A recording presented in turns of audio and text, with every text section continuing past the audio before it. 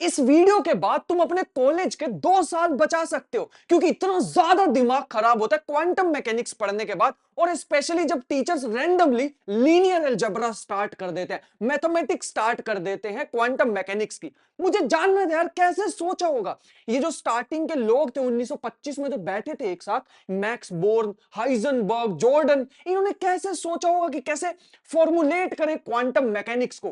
क्यों उन्होंने यूज किया लीनियर अलजेब्रा को ही, क्यों उन्होंने मैट्रिक्स को इंट्रोड्यूस किया क्वांटम मैकेनिक्स के लॉज को डिफाइन करने के लिए। बट रिसेंटली फाइनली मुझे आंसर मिल ही गया। देखो, जब भी किसी का दिमाग पढ़ना हो ना, तो उनके ओरिजिनल पेपर्स को पढ़ा करो, जैसे नील्स बोहर और मैक्स प्लैंक की ये छोटी सी बुक, और हाइजनबर्ग की, जिसको हम क्रिएटर बोल रहे हैं यहां पे क्वांटम मैकेनिक्स का, वो है ये book, physics and philosophy. In books को पढ़ा मैंने, फिर उनके रिसर्च पेपर को पढ़ा, और ओवरऑल एक उसमें से वो कहते हैं ना कि चीज को निकालने की कोशिश की, एक सोल को निकालने की कोशिश की, वो कहना क्या चाह रहे हैं, क्यों उन्होंने लीनियर अलजेब्रा को ही चूज किया। तो पहले मैं एक छोटी सी स्टोरी से बताना चाहूंगा। सारी की सारी क्वांटम फिजिक्स जो है ना, वो स्टार्ट होती है यहां से, विच इज, अरे ब्लैक होल नहीं रे, black body, black body radiation. सारी की सारी कहानी जो स्टार्ट होती है ना, वो यहां से स्टार्ट होती है। बड़ी ज्यादा इंटरेस्टिंग स्टोरी है, मैं तुम्हें थोड़ी सी बताता हूं। देखो, काफी सारे लोग थे ना, वो थर्मल फिजिक्स पे, थर्मल प्रॉपर्टीज ऑफ मैटर पे वर्क कर रहे थे। एक सबने ऐसा सोचा, फिजिसिस्ट ने मिलकर, एक आइडियल बॉडी, फिजिक्स में एक चीज होती है जिसको बोलते हैं स्फेरिकल काउ फिलोसफी, जिसका मतलब ये होता है हम अप्रोक्सीमेटली चीजों को मान के पहले आइडियल चीजों को डिस्कस कर लेते हैं। Let us consider cow be a spherical object, वैसा ही कुछ मान के चल रहे हैं। तो इन्होंने माना कि एक ऐसी बॉडी एग्जिस्ट करती है हमारे यूनिवर्स में, जिसको हम ब्लैक बॉडी बोल रहे हैं, जिसमें से निकलने वाली रेडिएशंस सिर्फ टेम्परेचर पर डिपेंड करेंगी। अब ये बड़ा ही ज्यादा कंफ्यूजिंग लग रहा होगा ना, मैं इसको और इजी करके बताता हूं। ऐसे समझो कि हमारे पूरे यूनिवर्स में कोई भी बॉडी हो, बस उसका टेम्परेचर 0 केल्विन से ऊपर होना चाहिए। कितना भी हो सकता है 0 केल्विन से ऊपर, बट एब्सोल्यूट 0 से ऊपर अगर उसका टेम्परेचर होगा, तो वो थर्मल रेडिएशंस एमिट करेगा। इस समय मेरी बॉडी से, मेरे कैमरे से, मेरे बोर्ड से, हर चीज से बहुत सारी रेडिएशंस बाहर निकल रही हैं। हम क्यों नहीं देख पा रहे? क्योंकि हमारी आईज जो है वो विजिबल लाइट ही देख सकती है, बट इसके अंदर से काफी सारी थर्मल रेडिएशंस निकल रही हैं, तुम में से भी इस समय निकल रही हैं। तो इसीलिए उन्होंने क्या किया, एक ऐसी बॉडी एज्यूम की, एक ऐसी आइडियल बॉडी, कोई ऐसी बॉडी होगी जिसमें से भी, जिसका टेम्परेचर अगर 0 से ज्यादा होगा, तो उसमें से भी रेडिएशंस बाहर निकलेंगी। एक ऐसी आइडियल बॉडी जिसमें से निकलने वाली जो रेडिएशंस है, वो सिर्फ और सिर्फ डिपेंड करती हैं टेम्परेचर पे। सो जितने भी फिजिसिस्ट थे 2 पार्ट में बट गए, और वो 2 पार्ट्स थे। एक एक्सपेरिमेंटल फिजिसिस्ट, जो कि इन ऐसी टाइप की बॉडीज पे, मतलब जितनी भी बॉडीज होती हैं उन पे एक्सपेरिमेंट्स करना स्टार्ट हो गए, और एक्सपेरिमेंटली कुछ ऐसा सा ग्राफ मिला। मैंने रफ ग्राफ बनाया है, यहां पे ब्राइटनेस है, और यहां पे हमारे पास वेवलेंथ, किसी एक फिक्स्ड टेम्परेचर के लिए ग्राफ है। पहले तो 0 से स्टार्ट होके एक बिल्कुल टॉप पीकनेस तक जाएगा इसकी, और उसके बाद फिर से डिक्रीज होना स्टार्ट होगा। काफी सारे थ्योरेटिकल फिजिसिस्ट भी आए सामने, और इन्होंने एक्सप्लेन करने की कोशिश की इस ग्राफ को थ्योरेटिकली। सबसे पहले एक फिजिसिस्ट आए जिनका नाम था वेन। इन्होंने एक्सप्लेन करने की कोशिश की, लेकिन ये शॉर्टर वेवलेंथ के लिए जो इनका फॉर्मूला था वो काम कर रहा था, लॉन्गर के लिए नहीं कर रहा था।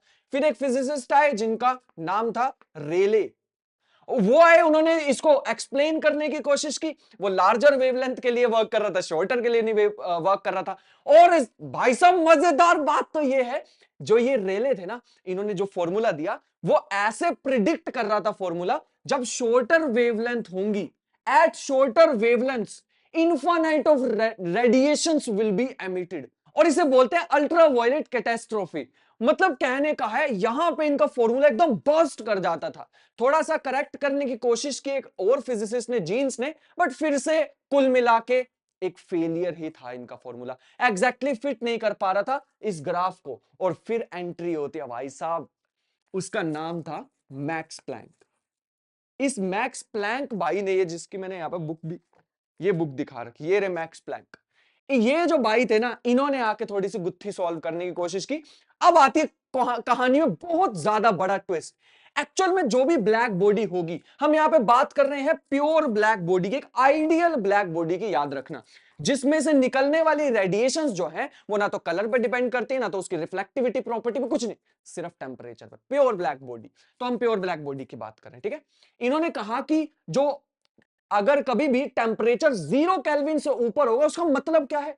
उसका मतलब यह है कि इनके अंदर के जो पार्टिकल्स हैं वो वाइब्रेट करना स्टार्ट होंगे, जिगल करना स्टार्ट होंगे। ये जो जिगलिंग हो रही है, क्लासिकली जो ये तीनों सोच रहे थे, ये सोच रहे थे कि जो वेव्स एमिट हो रही है, जो हीट से रेडिएशन, थर्मल रेडिएशन जो निकल रही है, वो क्लासिकली वेव नेचर ही शो कर रही है। बेस तो वही मान के चले थे, लाइट हैज वेव नेचर। याद रखना, ये बहुत इंपॉर्टेंट चीज है। ये जितने भी फिजिसिस्ट थे जिन्होंने एक्सप्लेन करने की कोशिश की, लेकिन मैक्स प्लैंक आए, उन्होंने ऐसा माना। मैं अगर मैक्स प्लैंक की जगह होता, मैं ऐसा मानता, मतलब ये मैक्स प्लैंक का रीजन नहीं है जो मैं अब बताने वाला हूं, क्योंकि ये जो जिगलिंग होती है फाइनाइट होती है ना, ये डिस्क्रीट होती है। जिगल जो एटम कर रहा है, जो वाइब्रेट कर रहा है एटम, अगर तुम 0 केल्विन से ऊपर टेम्परेचर रखोगे तो एटम्स के पास, पार्टिकल्स के पास एनर्जी होगी, और वो एनर्जी के कारण वो वाइब्रेट करेंगे। वाइब्रेट करने का मतलब है ये एनर्जी रिलीज भी करेंगे, क्योंकि वो मैक्सवेल की थ्योरी से ही हमने पढ़ा ना कि जो भी पार्टिकल मूव करते हैं वो इलेक्ट्रोमैग्नेटिक रेडिएशंस एमिट करते हैं, वैसा ही कुछ रीजन, ठीक है। जैसे ही ये वाइब्रेट कर रहे थे तो ये एनर्जी रिलीज करेंगे, थर्मल रेडिएशंस को रिलीज करेंगे। यहां तक बात हमें समझ आ रही थी। वाइब्रेट क्यों करेंगे? क्योंकि इसका टेम्परेचर ज्यादा है 0 केल्विन से। बढ़िया। क्योंकि ये डिस्क्रीट अमाउंट में जिगल कर रहे हैं, वाइब्रेट कर रहे हैं, इसकी वजह से डिस्क्रीट अमाउंट ऑफ एनर्जी बाहर निकालेंगे। ऑल्दो ये मैक्स प्लैंक का रीजन नहीं था, मैक्स प्लैंक ने जस्ट गेस किया था। अब मैं अपने आप को मैक्स प्लैंक से ऊपर नहीं बोल रहा यार, मेरे को ऐसा रीजन लगा, अगर मैं उनकी जगह होता मैं तो ये बोल रहा हूं, वो तो भाई लेजेंड आदमी है। हाँ। और दूसरा रीजन ये हो सकता है कि शायद जो लाइट निकलती है उसका वेव नेचर होता ही नहीं, वो वही नेचर होता जो न्यूटन बताने की कोशिश कर रहा था, वो कॉर्पस्कुलर थ्योरी। लेकिन वो तो डिस्कार्ड कर चुके थे हम 200-300 साल से। शायद ये हो सकता है कि इन तीनों ने जो बेस माना था कि जो रेडिएशन निकल रही है उनका वेव नेचर है, शायद उसका पार्टिकल नेचर होता। ये दो रीजन पॉसिबल लग रहे हैं, लेकिन मैक्स प्लैंक ने एक तीसरा रीजन चुना, विच इज तुक्का मारना, मतलब गैस करना। जो मैक्स प्लैंक मान के चले ये जो रेडिएशन यहां से निकल रही है ये डिस्क्रीट अमाउंट में निकल रही है। याद रखना, मैक्स प्लैंक को भनक भी नहीं लगी कि light has particle nature also. नहीं नहीं नहीं, मैक्स प्लैंक ने नहीं बताया।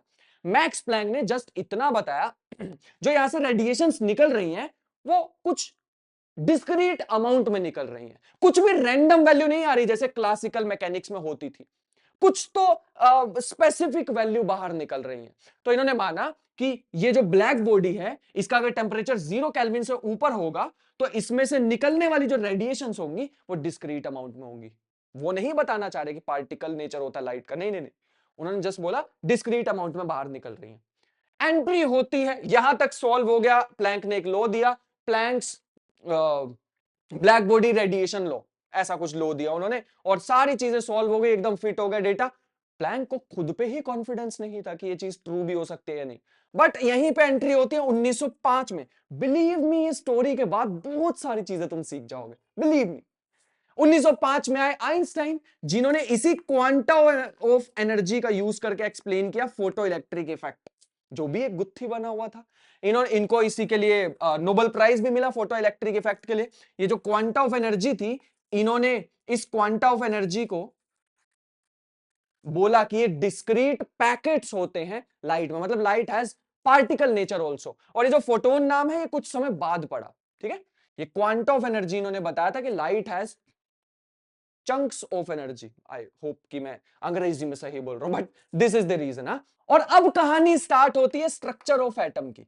बिलीव मी, थोड़ी देर बाद तुम्हें एकदम फील आ जाएगी कि मैथमेटिक्स क्यों आ रही है लीनियर अलजेब्रा, और तुम्हें एकदम मजा आ जाएगा at the end of the this video, और पता लगेगा भाई साहब आज कुछ न्यू सीख के गए हैं यहां से, ये तो बुक्स में से नहीं सीखा हुआ हमने पहले।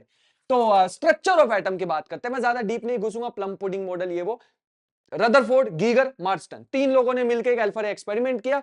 उन्होंने देखा कि काफी सारी जो रेज हैं वो सीधी जा रही हैं और कुछ जो है वो बेंड हो रही थी। ये एक्सपेरिमेंट काफी ज्यादा फेमस है, मैं इस पे ज्यादा टाइम स्पेंड नहीं करना चाहूंगा। बस उन्होंने ये बोला कि सेंटर में एक रिजिड सा पार्ट होता है जिसपे पॉजिटिव चार्ज है, जिसकी वजह से जो अल्फा रेज होती हैं, हीलियम का न्यूक्लियस की बात कर रहा हूं मैं, जो अल्फा रेज होती हैं वो डेविएट हो जाती है थोड़ी सी बाय सम एंगल, ठीक है। और कुछ होता है, कोई हजारों में से एक पार्टिकल है जो कि इसके पास जाके वापिस आ जाता है। इसका मतलब सेंटर में भी पॉजिटिव चार्ज है, कोई रिजिड सा पार्ट पड़ा हुआ है, और उन्होंने ऐसा अज्यूम किया कि इसके आसपास यहां पे कोई इलेक्ट्रॉन्स घूम रहे होते हैं। लेकिन मैक्सवेल पे वापस चलते हैं।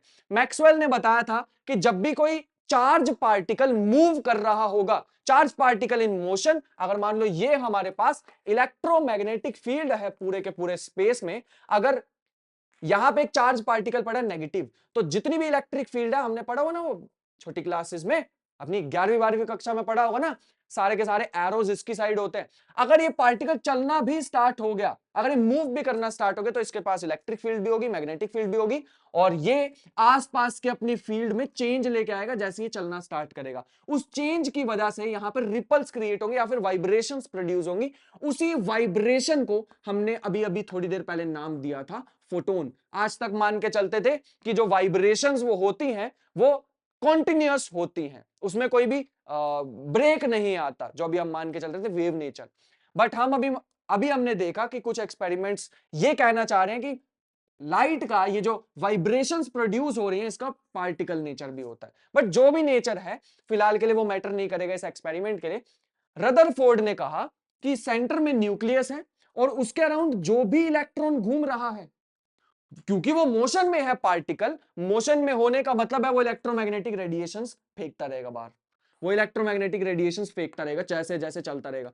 सोच के देखना, इलेक्ट्रोमैग्नेटिक रेडिएशन फेंकता फेंकता फेंकता फेंकता, अरे वो तो बीच में गिर जाएगा यार, है ना। इसका मतलब है पूरे यूनिवर्स के जितने भी एटम्स हैं, एक समय आएगा उसके सारे के सारे इलेक्ट्रॉन्स न्यूक्लियस में गिर जाएंगे, स्टेबिलिटी होगी नहीं न्यूक्लियस के अंदर। हमने तो एक्सपेरिमेंटली ऐसा कभी ऑब्जर्व की नहीं चीज। और इस हिसाब से तो भाई साहब, हम ये जो मेरे सामने मेरा लैपटॉप है, फोन है, ये तो सारे कोलैप्स कर जाने चाहिए थे अभी तक, ऐसा तो होता नहीं है। और हम टाइम भी कैलकुलेट कर सकते हैं कि कितने टाइम में ये बीच में गिर जाएगा। अब हम गलती कर रहे हैं तो गलती भी ढंग से करेंगे, लगभग 10⁻11 सेकेंड्स लगेंगे इसको बीच में गिर जाने में।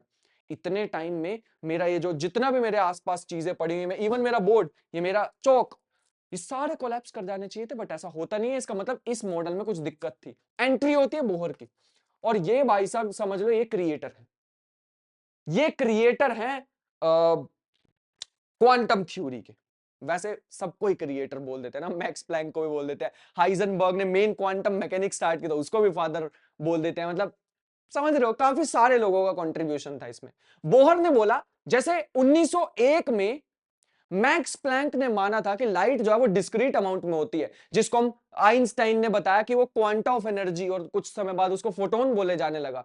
जैसे लाइट कुछ पैकेट की फॉर्म में एग्जिस्ट करती है, तो ऐसा भी तो हो सकता है ना कि सेंटर में न्यूक्लियस हो, उसके अराउंड कुछ फिक्स्ड ऑर्बिट्स हो, कुछ ही ऑर्बिट्स ऐसे एग्जिस्ट करते हो जिसमें इलेक्ट्रॉन्स मिल सकते हैं, कुछ ही फिक्स्ड ऑर्बिट्स होने चाहिए, उसके अलावा कोई ऑर्बिट्स नहीं हो सकते।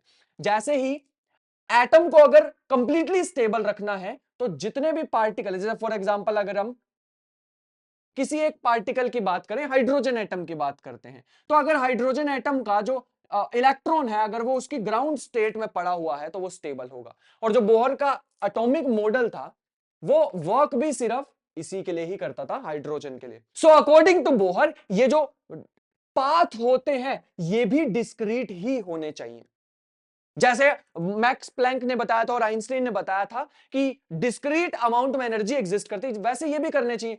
एक शेल से दूसरी शेल में जैसे ही जंप करेंगे, ग्राउंड स्टेट में आने की कोशिश करेंगे, यहां से रिलीज होगी इलेक्ट्रोमैग्नेटिक वेव्स, हाँ तब रिलीज होंगी, और ये स्टेबिलिटी ऑफ एटम को बताता था। काफी सारी दिक्कत थी इस बोहर्स एटॉमिक मॉडल में, और अब हम बिल्कुल रेडी हैं क्वांटम मैकेनिक्स के जाने के लिए, क्वांटम मैकेनिक्स की मैथमेटिक्स पे जाने के लिए। अब मैथ स्टार्ट होगी मेन, बट हम इतना जान चुके हैं, जो मैं यहाँ पे मेन चीज लेके आया था ना, ये जो मैं अपने नोट्स बनाता हूं खुद से, हम क्लासिकल फिजिक्स के अकॉर्डिंग, मतलब मुझे याद है लेकिन मैं फिर भी अपनी नोटबुक से देख के लिखवाना चाहूंगा, अप्रिशिएट तो करें ना इसे भी। मेन सबसे ज्यादा इंपॉर्टेंट पॉइंट ये निकल के आया कि जो फिजिकल क्वांटिटीज होती हैं, फिजिकल क्वांटिटीज आर कॉन्टिन्यूस। सबसे ज्यादा इंपॉर्टेंट बात यही थी।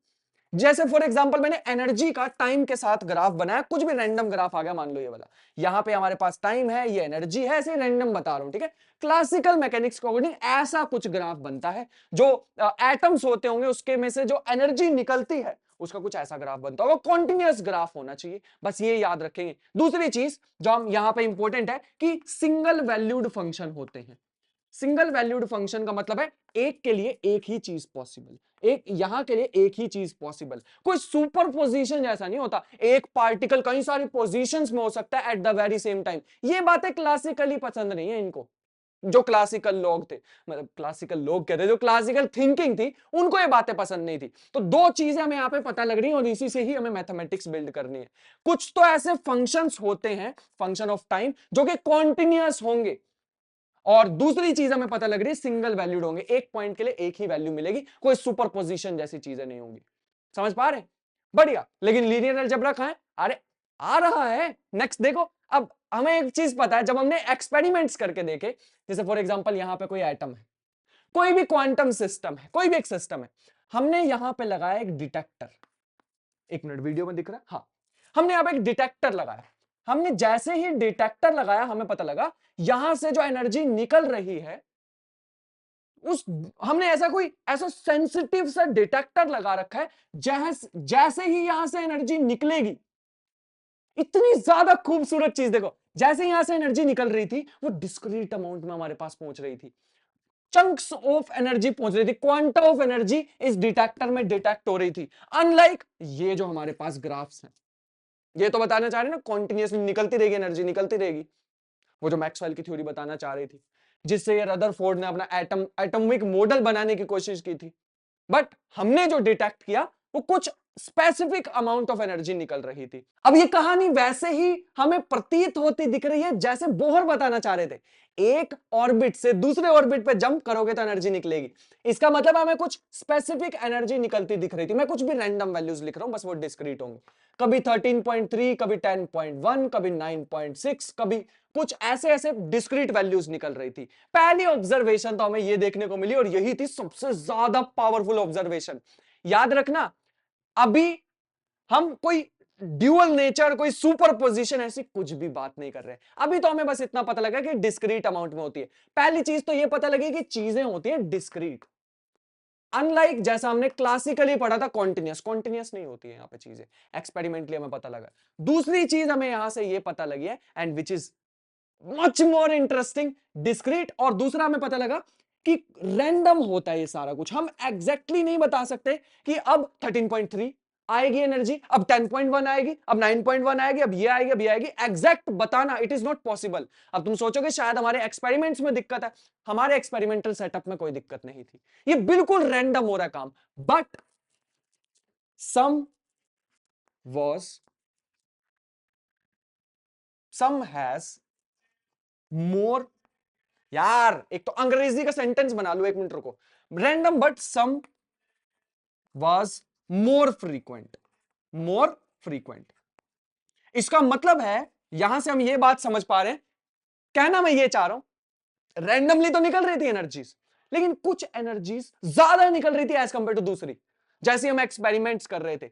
इसका मतलब है कुछ तो प्रोबेबिलिटी जैसी चीज हम यूज करने वाले हैं, और यही मेन चीज है हमें जो यहां पे लिख के लाया था। इतने समय से जो मैं इसको लेक्चर को प्रिपेयर कर रहा था, मैं तुम्हें एग्जैक्ट पढ़ के सुनाता हूं। Only certain level of energy note in between, पहली तो ये चीज हमने यहां पे देखी, डिस्क्रीट वाली चीज जो मैं बोल रहा हूं वो लिख भी सकते हो, only certain level of energy not in between. और दूसरा पॉइंट, स्पेसिफिक एनर्जी, अच्छा ये मैं कोई पेपर में से नहीं ढूंढ के लाऊं, ये मेरे ही लिखे हुए वर्ड्स है जो मैंने इतने समय से प्रिपेयर करा था। Specific energy we measured are random, however seems like some energy levels have higher probabilities than other। इसका मतलब है वैसे तो वो रैंडम था सारा कुछ, लेकिन कुछ के पास ज्यादा प्रोबेबिलिटी, कुछ एनर्जी निकलने की ज्यादा प्रोबेबिलिटी थी एज कंपेयर टू अदर की। ये होती है ना इंपॉर्टेंट बात, और यहां से हम अपनी मैथमेटिक्स बिल्ड करने वाले हैं। Although still we have no idea कि हम क्या करें। पहला पॉइंट डिस्क्रीटनेस, दूसरा point randomness, but probable, probability include होने वाली है। आई होप तुमने पहले लिख लिया होगा, तो इसलिए मैंने रब कर दिया। क्या करें, मैथमेटिक्स कैसे ढूंढें? इसका मतलब है एक continuous function want work this time. इस बार कोई कॉन्टिन्यूअस फंक्शन तुम मेरे सामने लेके आओगे, वो काम नहीं करने वाला, कुछ और ढूंढना पड़ेगा यार। कौन सा फंक्शन ढूंढे? पहले रैंडमनेस प्रॉब्लम को सॉल्व करते हैं।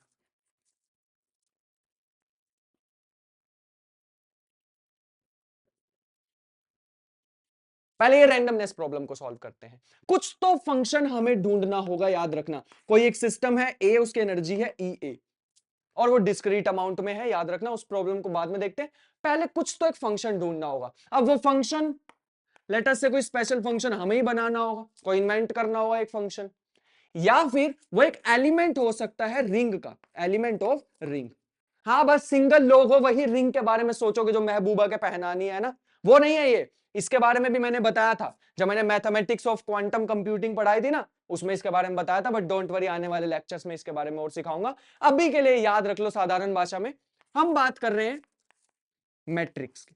वैसे मैट्रिक्स ज्यादा खतरनाक लग रही है ना, यहाँ पे मैच भी होते दिख रहा है, क्योंकि मैट्रिक्स के जो एलिमेंट्स है वो डिस्क्रीट होते हैं, है ना।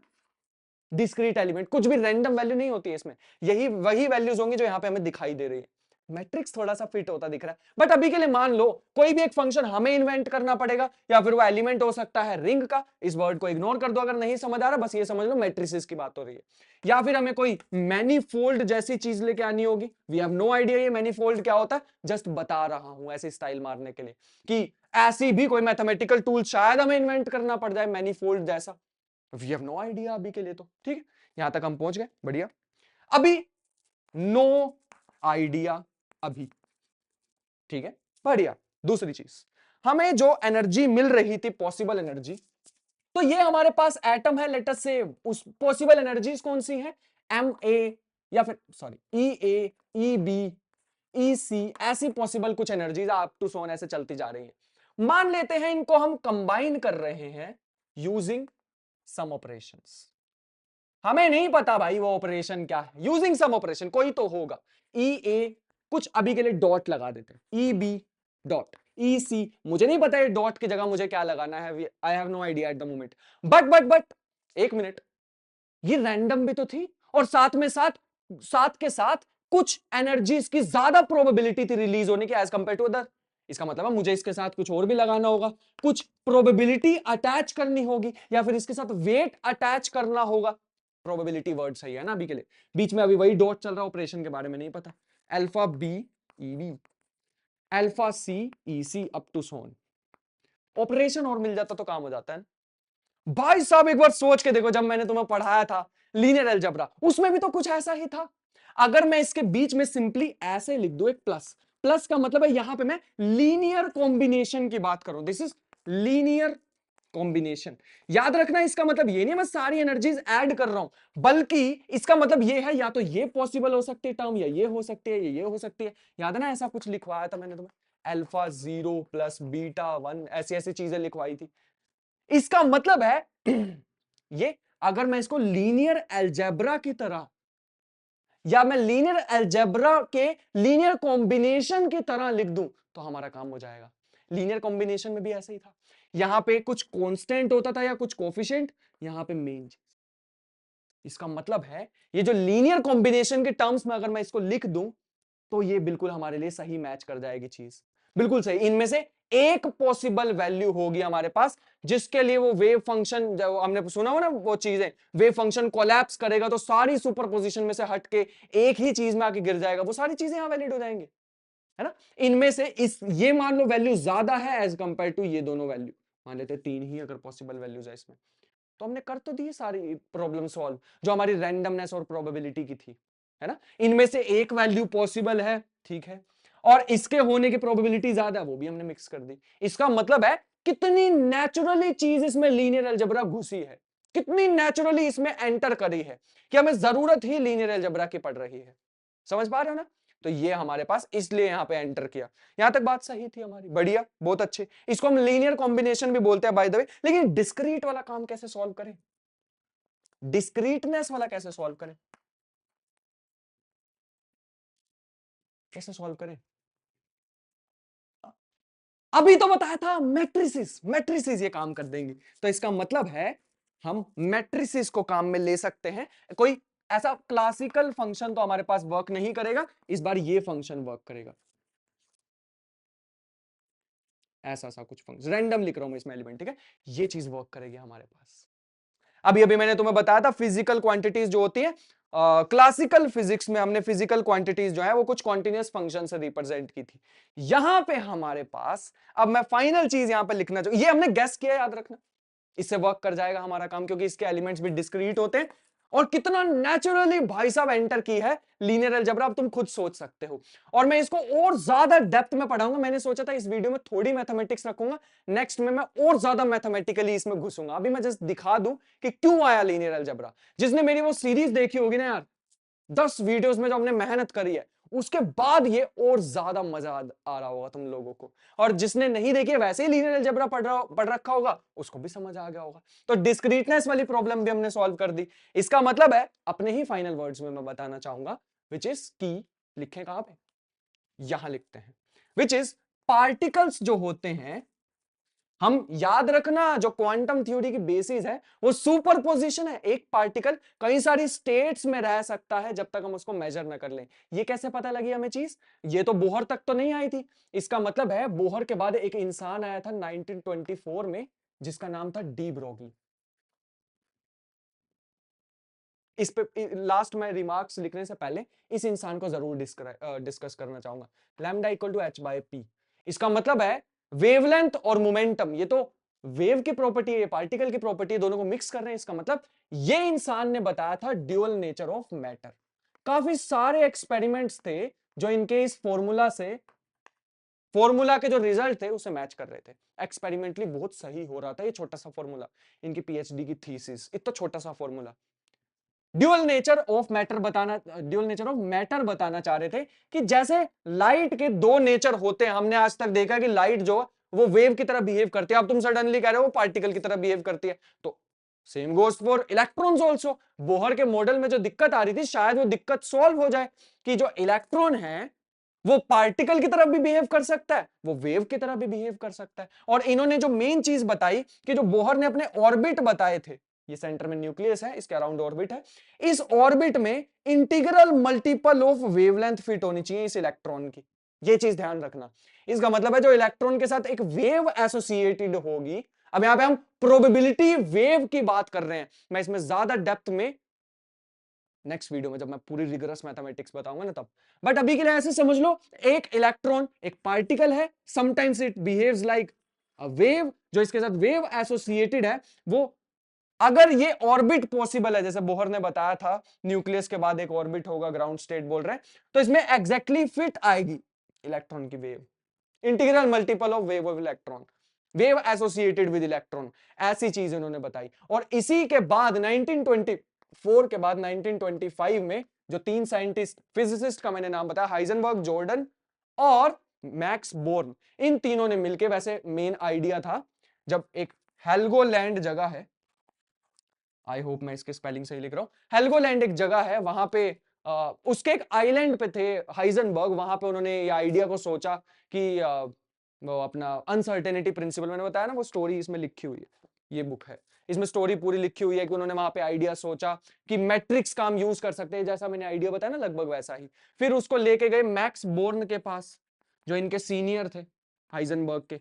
मैक्स बोर्न और जॉर्डन जो थे, उन्होंने मिलकर इस पे काफी सारा और भी मैथमेटिक्स बिल्ड किया और पूरी एक मैट्रिक्स मैकेनिक्स, मतलब मैट्रिसेस का यूज करके उन्होंने पूरा एक क्वांटम थ्योरी बिल्ड कर दी। क्वांटम थ्योरी के लिए पूरी मैथमेटिक्स बिल्ड कर दी, और वो पूरी की पूरी चीज टिकी हुई थी लीनियर अलजेब्रा पे। उसके बाद फिर वो आए जो हमारे को फेमस पता, वो बिल्ली वाले भाई साहब श्रोडिंगर, जिनकी ज्यादा फेमस है इक्वेशन, इनकी ज्यादा फेमस नहीं है, बट स्टार्ट यहां से हुई थी कहानी, ठीक है।